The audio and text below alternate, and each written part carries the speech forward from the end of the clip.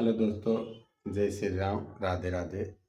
एक छोटी सी कहानी लेकर के मैं फिर से आया हूँ। जैसा कि आपको पता है, मेरे चैनल का नाम है छोटी कहानी बड़ी सीख। तो हर कहानी में कुछ ना कुछ ऐसी सीख मिलेगी जिससे कि हमारे ज़िंदगी में कुछ ना कुछ बदलाव आए या थोड़ा सा सोचने का मौका मिले। तो ये कहानी शायद आपने सुनी होगी, लेकिन इससे सीखने को मिलती है कि हमको कभी भी कुछ भी कदम उठाना चाहिए। कोई बड़ा कदम जब हम उठा रहे हैं, तो आगे के कुछ समय के बारे में हमको पहले ही सोच लेना है। बिना सोचे हुए कोई कदम नहीं उठाना है, बड़ा कदम तो बिल्कुल नहीं।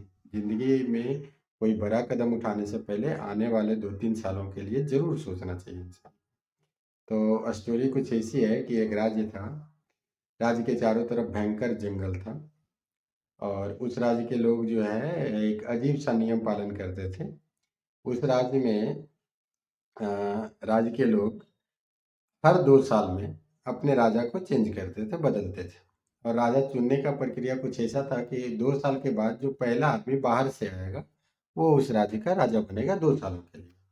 और जो जब 2 साल पूरा हो जाता था, तो राजा को उस जंगल के बीच में, जो जिससे चारों ओर राज्य घिरा हुआ था, उस जंगल के बीच में ले जाकर के एक जगह पे, एक निश्चित जगह थी, उस जगह पे जाकर के छोड़ दिया जाता था। और राजा वहाँ पे जो है भूखे प्यासे वो तड़प-तड़प के मर जाता था या जंगली जानवर उनको खा जाते थे। तो 2 सालों तक राजा राज्य करता था, पूरी तरह से अपने प्रजा पे जो है या भोग-विलास में रहता था। इसी तरह से सिस्टम चल रहा था, बहुत दिनों तक यही प्रक्रिया चल रही थी। अलग-अलग राजा आते और जो है 2 साल पूरा होता, तो प्रजा उनको 2 साल के बाद उठा कर के वही जंगल के बीच में ले जाती और वहाँ पे छोड़ देती। तो राजा मारा जाता। फिर नया राजा चुनाया जाता और नया राजा चुनने के बाद जो है यही प्रक्रिया चलती। तो एक दिन बाहर से एक व्यक्ति आया, उसको पकड़ के राजा बनाया गया। तो सबसे पहले उसने यही सवाल पूछा कि मेरे पिछले जो राजा थे उनके साथ क्या हुआ, पूरा स्टोरी हमको बताओ। तो उनके राज्य के लोगों ने बताया कि ये है जंगल के बीच में, यहाँ का नियम है 2 सालों के बाद जंगल के बीच में छोड़ दिया जाता है। लेकिन इसके बीच में आप यहाँ इस राज्य में जो है हर तरह का भोग विलास आप कर सकते हो। तो राजा समझदार था, उसको भोग विलास की चिंता तो थी नहीं।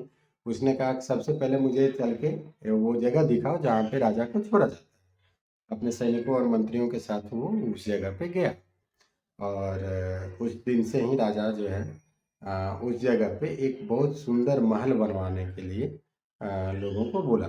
ये जहाँ पे राजा को छोड़ा जाता है वहाँ पे एक बहुत सुंदर महल बनाया जाए और आज से ही काम शुरू होना चाहिए। और महल इतना सुंदर बनाया जाए कि उसमें सभी तरह की सुविधाएँ हो। वहाँ आस-पास तालाब बनाया गया, वहाँ के जितने भी जंगली काँटे वाले पेड़ थे उसको काटा गया, झाड़ियों को काटा गया। वहाँ से सड़क, एक सीधी सड़क जो है वर्तमान में राजा जो था राजमहल तक आती थी, ऐसा बनाया गया।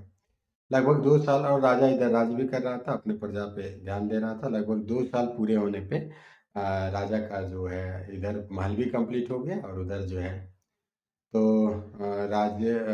इसका पूरा हो गया। 2 साल के बाद लोगों ने कहा कि परंपरा तो निभानी है, राजा को वहीं पे जाके छोड़ना है। तो राजा ने तो अपनी व्यवस्था पहले से कर ली थी। वो जाके नए राजमहल में 2 साल के बाद इन इसने घोषणा करवाई कि हमारा राजमहल जो है शिफ्ट होगा, वहाँ नया राजमहल बनेगा। क्योंकि परंपरा ये है कि राजा को जंगल के बीच में रहना होता है 2 साल, और जंगल के बीच में मैंने पहले से राजमहल बनवा लिया है। तो जब वहाँ पे इसका राजमहल में ये लोग गए, तो राजा ने मंत्रियों से पूछा, तो क्या मुझे इस बार तुम लोग नहीं मारोगे, मुझे छोड़ दोगे? मंत्रियों ने बहुत अच्छा जवाब दिया। और मंत्रियों ने कहा कि आज तक जितने राजा यहाँ पे आए उसमें से कोई भी बुद्धिमान राजा नहीं था। आप हमारे लिए बुद्धिमान राजा हैं और आपके हाथों में हमारे राज्य का भविष्य सुरक्षित है। इसलिए मुझे हम लोगों को राजा बदलने की ज़रूरत नहीं। तो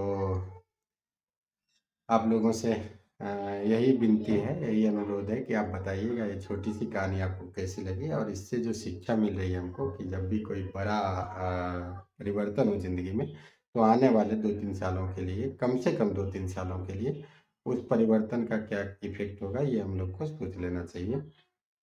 जय श्री राम, राधे राधे।